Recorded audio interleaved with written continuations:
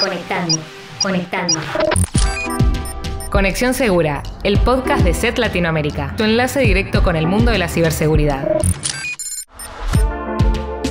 Hola, ¿cómo están? Bienvenidos a un nuevo episodio del podcast Conexión Segura. Les habla Juan Manuel Arán y estoy junto a Cristian Ali Bravo para arrancar este 2026 hablando de ciberseguridad. ¿Cómo estás, Cris? Hola Juan, ¿cómo estás? Un saludo a toda la audiencia y bueno, es el primer episodio del año y creo que un poco se puede caer de maduro de lo que vamos a hablar, ¿no? Seguridad sin lugar a dudas, pero hoy vamos a estar hablando además de lo que son tendencias de ciberseguridad para 2026 y si alguien se está imaginando que vamos a predecir el futuro o a leer el horóscopo de la ciberseguridad para este año que comienza, lamentablemente le vamos a tener que decir que no, pero lo que sí vamos a hacer es hablar con dos expertos en ciberseguridad que participan regularmente de este podcast, como son Martina López y Mario Micucci, Security Researchers de SET Latinoamérica, para entender de qué se trata todo esto. Así que primero que nada, bienvenidos a ambos, siempre es un plus contar con ustedes para conversar y entender mejor un poco lo que pasa en el día a día en ciberseguridad. Pero para ir calentando un poco los motores también empiezo con la primera pregunta.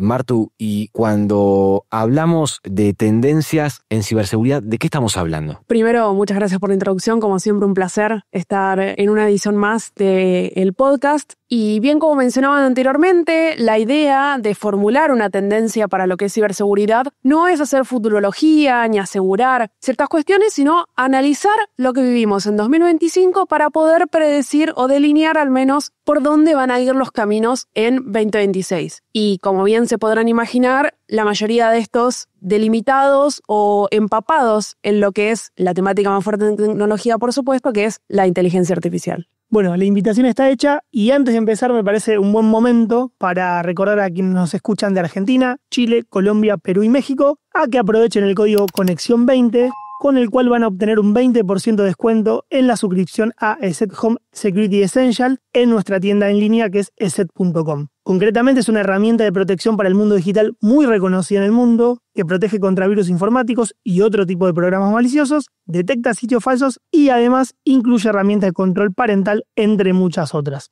Bueno, ahora sí, si les parece, comenzamos con un nuevo episodio de Conexión Segura. Para más información sobre el episodio de hoy, visita nuestro sitio web eset.com/latam.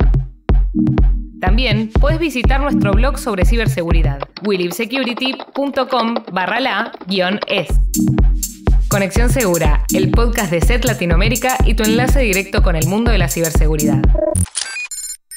Bueno, para comenzar con la primera tendencia de cara al 2026, voy a patear el tablero directamente y compartir una que no debe estar en el radar de nadie. Esta no la tiene nadie, Juan. Me refiero a la inteligencia artificial. Bueno, ahora hablando un poco en serio, creo que esto no sorprende a nadie, porque de un tiempo a esta parte creo que vemos a la IA hasta en la sopa, al punto que en Japón, por ejemplo, recientemente salió una app que promete encontrar el amor de tu vida, pero con una pequeña particularidad que no te machea con una persona humana, sino con un bot creado con inteligencia artificial. A ese nivel estamos hablando, pero bueno, hoy esta tendencia que vamos a comentar con los chicos no está vinculada al amor, sino a cómo la inteligencia artificial se convirtió en una herramienta fundamental para el cibercrimen, con la cual no solo potencian sus ataques, sino que los generan en muy pocos segundos y de manera cada vez más personalizada y convincente. En este contexto, Mario, entonces te pregunto, ¿de qué manera concreta está siendo utilizada la IA por el cibercrimen hoy? Podemos decir que la manera más tangible está en la manipulación de la información, ya que inteligencia artificial es una herramienta tecnológica que permite falsificar, manipular información con la que se generan las famosas fake news, de las que todos estamos acostumbrados a ver en el último tiempo en los distintos medios. Y hablando más concretamente del cibercrimen, los cibercriminales apuestan a realizar campañas de phishing sofisticadas a partir del uso de herramientas de inteligencia artificial, ya sea para la redacción de los correos o también la composición gráfica de los mismos, que generan confianza en las víctimas, que justamente es lo que buscan los ciberatacantes para que estos puedan caer de manera más sencilla, digamos. Así que en términos generales podríamos decir que es el uso más masivamente utilizado y que por otra parte trae como consecuencia en beneficio de los cibercriminales menos tiempo de inversión, porque pueden hacerlo de manera mucho más rápida y concreta, y no obstante para otros tipos de estrategias en donde está la realización de código y demás, ¿no? Y el phishing es algo que ustedes lo ven en el día a día, se nota, es algo palpable, este impacto de la inteligencia artificial en los correos de phishing. Realmente se ve una mayor dificultad como para reconocerlos, poniéndose uno en los pies del usuario. ¿Ven esta complejidad o esta peligrosidad que representa la inteligencia artificial? Sí, sobre todo hablando en el orden corporativo, ya que tenemos que entender que un ciberataque está compuesto por una serie de etapas. Normalmente el phishing se usa en la primera etapa del ataque, que es lo que se conoce como el acceso inicial, y los cibercriminales buscan previamente información de sus víctimas, por ejemplo en LinkedIn o en redes sociales de distintas características, en donde tienen mucha información de su víctima, y esta recolección se hace de manera automatizada, utilizando herramientas de inteligencia artificial. De hecho, hay una charla que se dio el año pasado muy interesante en la DEFCON, que es haciendo OSINT con inteligencia artificial. Antes, una persona que se proponía hacer OSINT, para que no saben del otro lado qué es OSINT, es básicamente buscar información en fuentes abiertas, es decir, cuando vamos a stalkear a alguien o cuando vamos a buscar en Google información de una persona, ¿qué hacemos? Bueno, vamos recorriendo los distintos links de los perfiles de las redes sociales y demás. Bueno, hoy hay herramientas de IA que hacen ese trabajo. Entonces, como podemos observar, una de las grandes virtudes de la IA para los cibercriminales es la reducción del tiempo y tener información muy concreta de su víctima. No obstante, a partir de esta información concreta de la víctima, pueden redactar correos que sean convincentes según las características del perfil de la víctima, ¿no? No es lo mismo una persona que le gusta determinado deporte, que tiene determinada inclinación política y demás. Ya con este perfil le podemos decir a la IA que redacte un correo para seducir a esta persona de manera más eficaz, y esto se ve en la redacción de los correos y no obstante toda la parte gráfica. Es decir, hay algo que usan los ciberatacantes en el phishing, que es la suplantación de identidad. Cuando hablamos de suplantación de identidad estamos hablando de suplantar marcas o personas, y bueno, en esta suplantación las herramientas gráficas que tiene la IA hoy hacen que se puedan generar gráficos muy convincentes. Otro punto clave que es parte de las tendencias en ciberseguridad para seguir de cerca en 2026 tiene que ver con el uso de agentes de inteligencia artificial, también conocidos como agentes ofensivos. Alguna oyente del otro lado puede estar preguntándose en este momento ¿y qué es exactamente un agente? Y explicado de manera sencilla, un agente de inteligencia artificial es un programa que tiene la capacidad de aprender de su entorno y tomar decisiones de manera autónoma para realizar tareas complejas y ejecutar procesos completos. Pero, ¿cuál es el problema? Que, al igual que pasa con muchas otras tecnologías, en manos de ciberdelincuentes pueden ser utilizadas para fines maliciosos, y estos agentes podrían tener la capacidad de ejecutar un ciclo de ataque completo y de manera independiente. Bueno, Marco, y en torno a esto que estamos contando, que parece salido de una película, ¿podemos decir que va a ser otra de las tendencias para 2026? Esa sería la primera pregunta, y aprovecho también para preguntarte y pedirte que nos cuentes un poco más qué son estos agentes, cómo se están empezando a utilizar en el mundo de la ciberseguridad y qué más nos podés contar sobre ellos. Para hacer esto un poquito más sencillo y no enredarnos con palabras técnicas, lo mejor me parece que hagamos un paralelismo. Hoy por hoy, la mayoría de herramientas de inteligencia artificial pueden ayudar a responder cierta pregunta, a realizar cierta acción en concreto que no resulte muy compleja. Supongamos que queremos planear un viaje. Para planear un viaje tenemos que averiguar destinos, comprar boletos, conseguir un alojamiento, buscar excursiones y hacernos un road trip. La idea de un agente de IA es poder decirle el plan que tenemos más o menos para el viaje y que haga cada uno de esos pasos por sí solo, de manera autónoma, y que nos entregue ya los billetes comprados, el roadmap, las excursiones sacadas, etc. Ahora bien, como mencionó Mario, mi compañero, podemos entender a los ciberataques más allá del modelo teórico que utilicemos, ya sea el Cyber Kill Chain o también lo que se conoce como Mitre. Los ciberataques tienen etapas: el acceso inicial, el estudiar a la víctima, el poder persistir dentro de un sistema o un conjunto de sistemas o de redes, el poder exfiltrar información, el poder deshabilitar defensas. Y esa preparación, no esos pasos de un ciberataque, se pueden trasladar tranquilamente a un agente de IA. Imaginemos desde ya sea un ataque complejo, en donde vemos un agente que pueda realizar el acceso con phishing, que luego pueda persistir modificando registros de un sistema y que luego pueda exfiltrar información a través de, por ejemplo, un canal de Telegram, o en un caso un poco más sencillo, en una campaña de phishing que aprende incluso de sus víctimas, que logra comprender qué tipo de excusa o qué tipo de suplantación es más eficaz o más eficiente para una región en específico o para un conjunto de industrias u organizaciones en concreto. Bueno, creo que esto que estamos analizando nos lleva a la conclusión que la IA no solo que está siendo aprovechada por el cibercrimen, sino también como que lo ha democratizado. Lo que quiero decir es que hasta actores maliciosos inexpertos o sin tantos recursos técnicos hoy pueden llevar a cabo un ataque completo gracias a la IA. En ese sentido, entonces, Mario, Martu, les pregunto, ¿cuáles pueden ser los principales desafíos para que las personas por un lado y las empresas por otro puedan seguir protegiendo su información y activos en este contexto que al menos parece amenazante? En el caso de los usuarios y usuarias, personas que vamos a ser, así como todos, consumidores de la IA, pero también consumidores de elementos que estén atravesados por IA. Hoy por hoy, desde aplicaciones, fotografías, videos, texto que vemos, sigue estando de alguna u otra manera atravesado en su mayoría por inteligencia artificial. En primer lugar, un elemento importante es el evitar la desesperación o quizás la sobrepreocupación por una temática que nos puede llevar incluso a preocuparnos por demás o a tener esta suerte de sensación de, perdimos la confianza en cualquier imagen que veo, cualquier texto que leo, que puede ser falsificado, puede ser falso, puede ser generado por un deepfake o puedo estar interactuando con una IA maliciosa. Lo más importante en ese sentido, en primer lugar, por supuesto, es tener en cuenta qué aplicaciones estamos usando, qué fines tienen, incluso si se disfrazan o utilizan la excusa de la inteligencia artificial como para vender una aplicación que parece mucho más avanzada de lo que verdaderamente es. ¿A dónde van los datos? Un ejemplo muy grande, incluso hace un par de meses estábamos analizando dentro del laboratorio una aplicación, un bot en realidad que se había vuelto famoso para traducir audios, no es una novedad,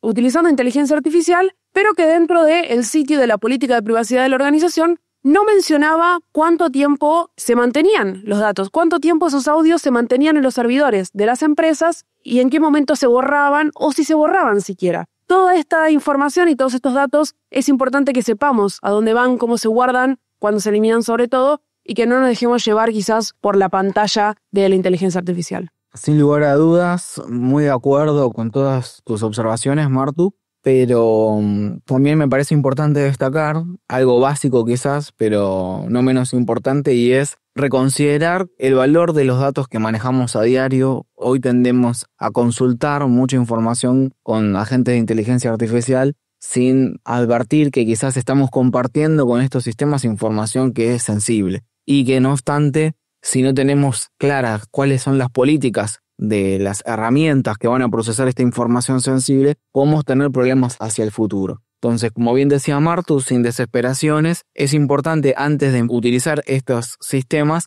reflexionemos cuáles son los impactos que pueden llegar a tener el subir, por ejemplo, fotografías o información que puede ser muy sensible. Hoy es curioso cómo las personas suben sus estudios clínicos, suben su historial psicológico, incluso un dato hasta gracioso de un amigo que la utiliza para ver cómo avanza su progresión física en el entrenamiento, se saca fotos al espejo, la sube, va viendo la progresión. Algo que parece de chiste, pero es una realidad. Y no toma conciencia que toda esa información está yendo a un lugar que termina siendo una bitácora de información que puede llegar a ser consumida por terceros. Porque si hay algo que tienen las herramientas de inteligencia general generativa, sobre todo, es que son grandes bases de datos que se van alimentando de los datos que los usuarios van compartiendo. Entonces es importante hacer esta reflexión.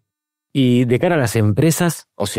¿qué recomendación o qué deberían empezar a tener en cuenta las empresas pensando en cuáles van a ser estos desafíos para estar protegidos o para proteger su información y sus activos? De cara a las empresas sucede algo parecido en tanto a reflexionar la sensibilidad de la información, ya que por otra parte vimos empresas que han sufrido problemas de prestigio porque los colaboradores han subido, por ejemplo, piezas importantes de la compañía a los motores de inteligencia artificial que generaron divulgación de información. Pero de cara hacia el futuro es importante una clasificación de información por parte de las compañías y ver las regulaciones internas con respecto a las políticas de privacidad que los distintos sistemas de inteligencia artificial generativa tienen en sí. Porque quizás las compañías pueden utilizar información que exponga información sensible y que la regulación de la misma, ya sea por la industria de la organización o por políticas internas, vaya en contra de las políticas que propone determinada inteligencia artificial. Entonces es importante tener conciencia de esto y es un gran desafío, ya que al ser la inteligencia artificial hoy una tecnología de orden masivo, para las organizaciones es difícil saber cuál de los colaboradores está subiendo la PPT del plan de negocios al ChatGPT para que haga un resumen de eso o para que haga una propuesta comercial. Entonces vemos allí un gran desafío que sin dudas una de las mejores maneras de resolverlo es con toma de conciencia, con concientización.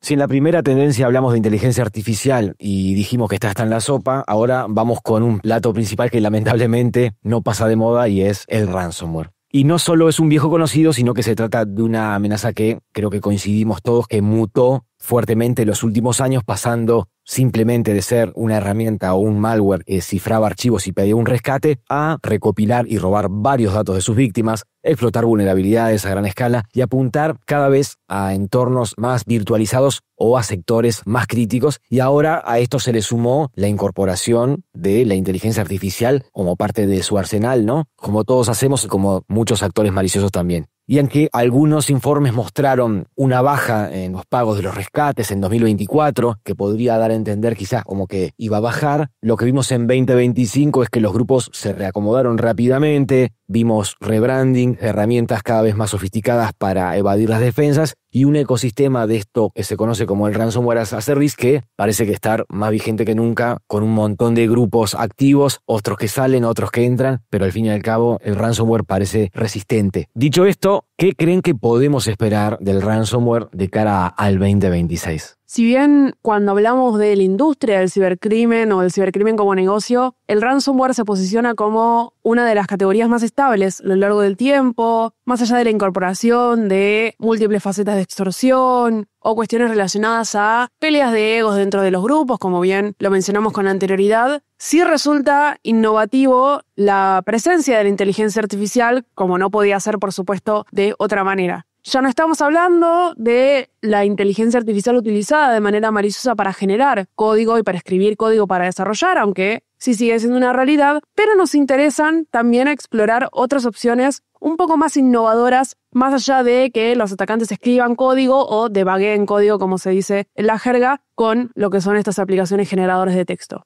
Y para ello resulta relevante traer dos casos. En primer lugar, uno descubierto por nosotros, por el equipo de SET Research, publicado ya hace algunos meses durante el 2025, la presencia de la inteligencia artificial dentro del flujo de ataque de una pieza de ransomware. En este caso, llamado PromBlock, descubierto por ahora como una prueba de concepto, lo que realiza en términos sencillos la pieza de ransomware es, mientras ejecuta, hacer una consulta a un modelo privado de los atacantes en un servidor propio de ellos para que genere en tiempo real el código que va a ser el encargado de cifrar. Es decir, un ransomware que cuando el usuario se lo descarga todavía no está completamente programado, sino que se programa en tiempo real basado en una respuesta de un modelo de inteligencia artificial privado. Particularmente, lo que mencionaba esta consulta, ¿no? Este prompt que se le lanzaba hacia este modelo, es que le realiza una lista al ciberatacante que luego se iba a procesar con los tipos de archivos, que intenta adivinar más o menos si era un archivo sensible o no, si iba a ser interesante para cifrar, si era una imagen, que analice el contenido y que luego dé el mismo para ver si efectivamente resultaba interesante para cifrar o no. En segundo caso, y quizás en una de las menos imaginables de lo que podemos esperar de un ransomware dentro de lo que es relacionado al mundo de la inteligencia artificial, encontramos a LunaLock, que es otro caso, aquí descubierto por la comunidad de ciberseguridad, en donde se trataba de una pieza de ransomware un poco más convencional, pero como parte de su extorsión, ya no estamos hablando ni una doble, ni una triple, sino una cuádruple, contenía la amenaza de, si la organización víctima no realizaba el pago efectivo, no solo se iban a publicar sus archivos, no solo se iban a comunicar a clientes como estamos acostumbrados, sino que además imágenes y textos y videos protegidos por leyes de copyright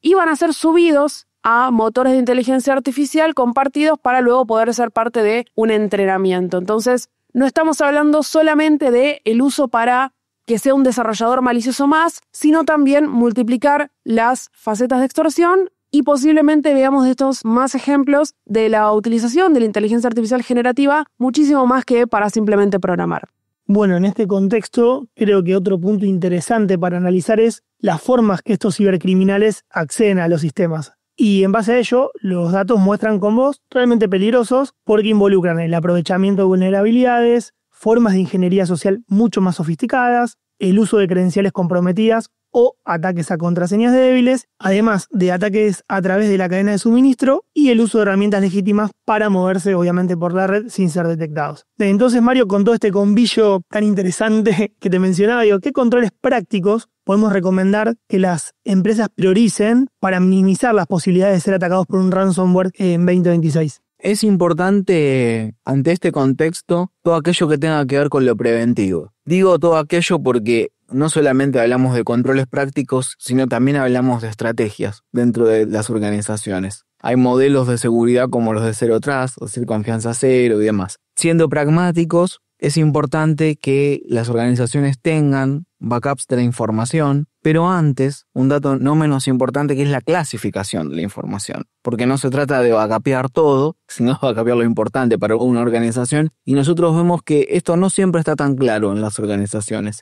Después, por supuesto, dentro de otros controles podemos hablar de sistemas como lo de Data Loss Prevention y cuestiones que tienen que ver a las políticas de la gestión de la información dentro de una organización. Antes hablábamos de la concientización y hoy también tenemos que volver a mencionarla, ya que al fin y al cabo los que gestionan la información dentro de una organización son los colaboradores y los administradores. Después, por supuesto, tenemos que hablar de otros controles como la segmentación de redes en las organizaciones, porque si un ransomware cae en una zona determinada, tenemos que evitar que se propague a otro segmento de red. Como vamos a observar, lo más interesante es lo de orden preventivo, haciendo pie en la estrategia de ciberseguridad holística, es decir, integral de la organización, que va a acompañar a los planes de contingencia que tenga la organización y el cumplimiento de normativas internas y externas, es decir, que sean propias de la industria de la organización.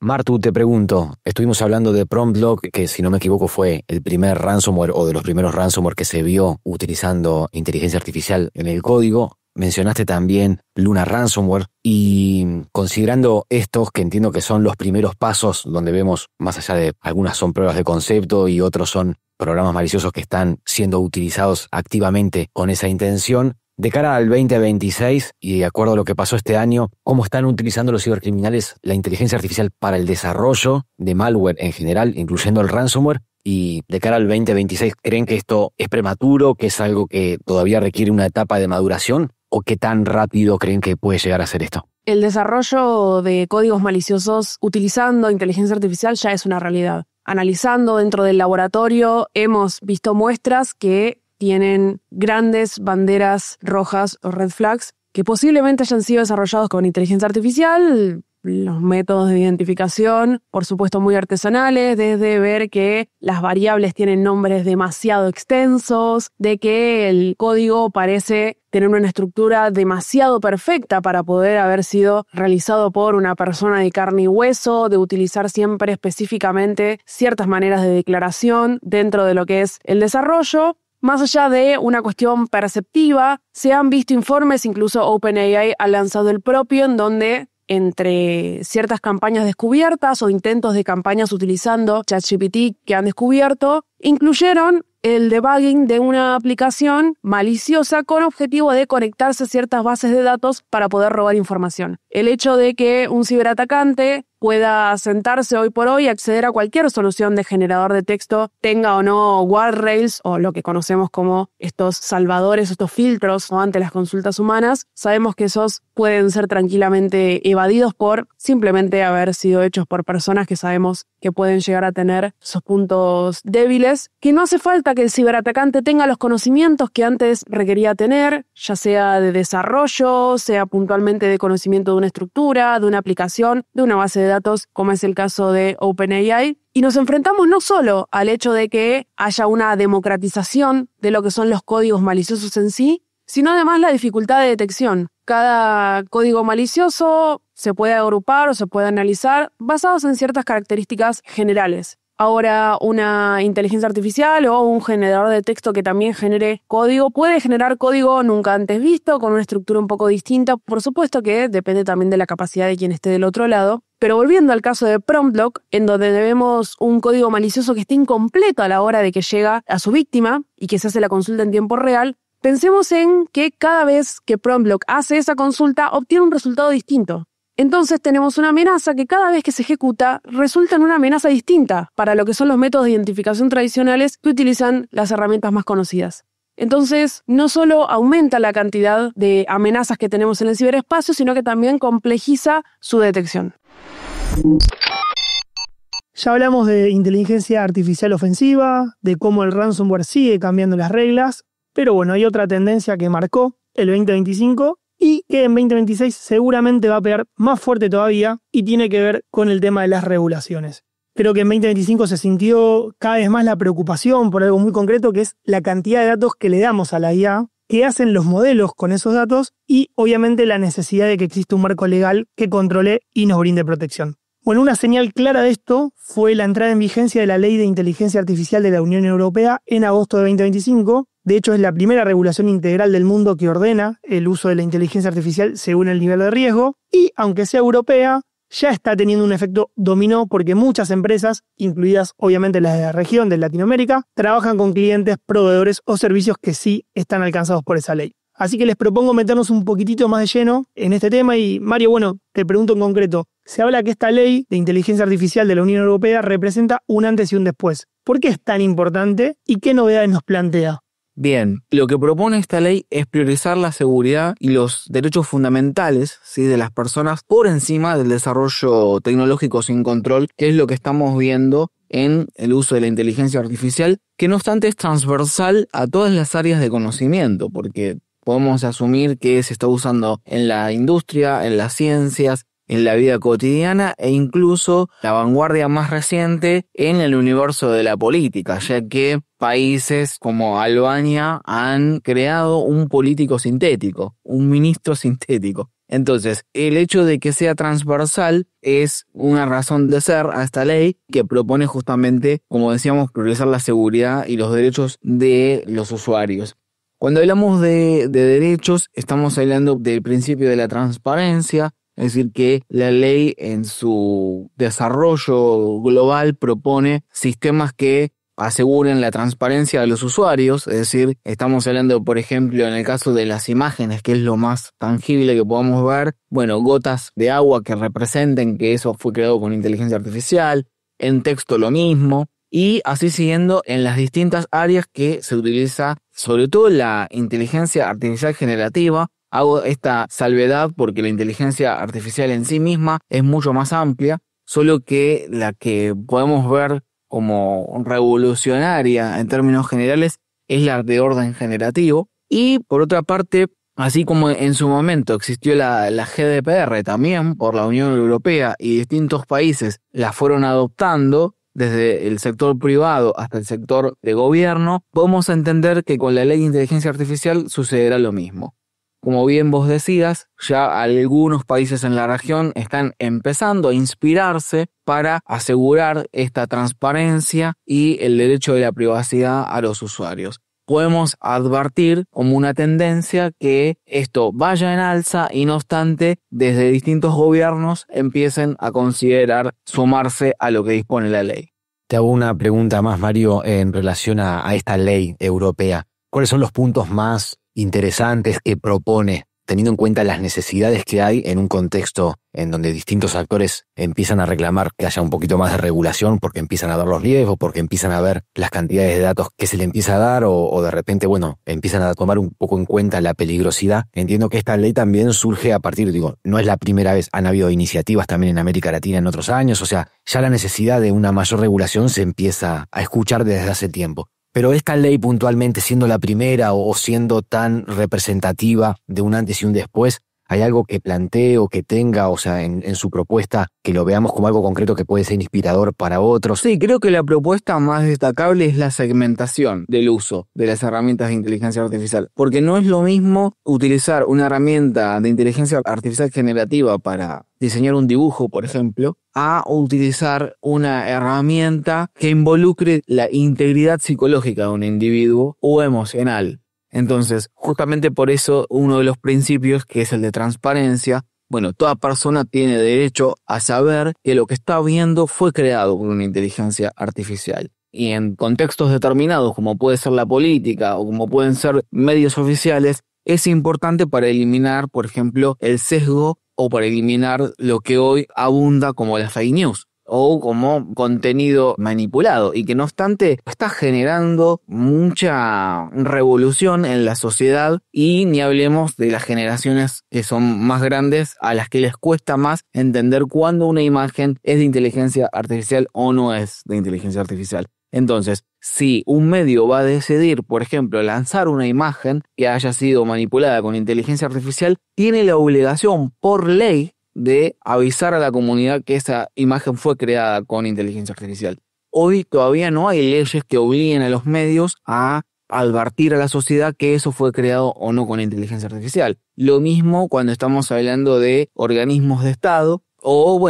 herramientas propiamente dicho que se lancen en donde esté involucrada la integridad psicológica y emocional de una persona. Una de las consecuencias más interesantes, así bien como mencionaba Mario, de la Ley de Inteligencia Artificial de la Unión Europea es la transparencia y la trazabilidad y etiquetado del contenido. Ya habrán visto, porque de hecho entra en vigencia ya en 2026, que generadores de imágenes o de videos, como es el caso de Gemini o DALL-E para ChatGPT, incluyen algún tipo de simbolito medio en gris al costado que hace referencia al modelo bajo el cual fueron creados. Y si bien eso no tiene un impacto directo en lo que es Latinoamérica, es decir, si existiera una organización que tiene un modelo propio de inteligencia artificial, no estaba todavía lamentablemente obligado a poner algún tipo de símbolo o metadatos incluso en el contenido que indique que fue provocado por inteligencia artificial. Sí es cierto que gracias a la globalización, un poco ligamos de rebote, por decirlo en criollo, el que hoy por hoy la imagen, el video que genera Gemini tienen un diamantito en la esquina inferior derecha, con lo cual también es interesante para analizar incluso en la región. Bueno, en 2025 vimos también denuncias millonarias por el uso indebido de datos para entrenar modelos. Por ejemplo, siguió involucrada una compañía importante en el mundo de la IA como es Anthropic, que debió pagar $1.500 millones. Otro caso fue el de New York Times, que demandó a Perplexity por el uso de su contenido para entrenar a sus modelos para generar contenido derivado, pero obviamente acá también sin consentimiento. En otra esfera, el Parlamento Europeo pidió acciones legales coordinadas y herramientas técnicas específicas para poder afrontar el problema de los deepfakes, principalmente con los menores de edad por el impacto de la IA en relación al grooming, ciberacoso y material de abuso sexual manipulado por la IA. Si pensamos en empresas de la región que ya están usando la IA, ya sea en marketing, en atención al cliente, en automatizaciones, ¿qué es lo que deberían empezar a revisar estas empresas para prepararse para lo que viene a nivel regulatorio? Un aspecto también muy importante a la hora de plantear una regulación inminente es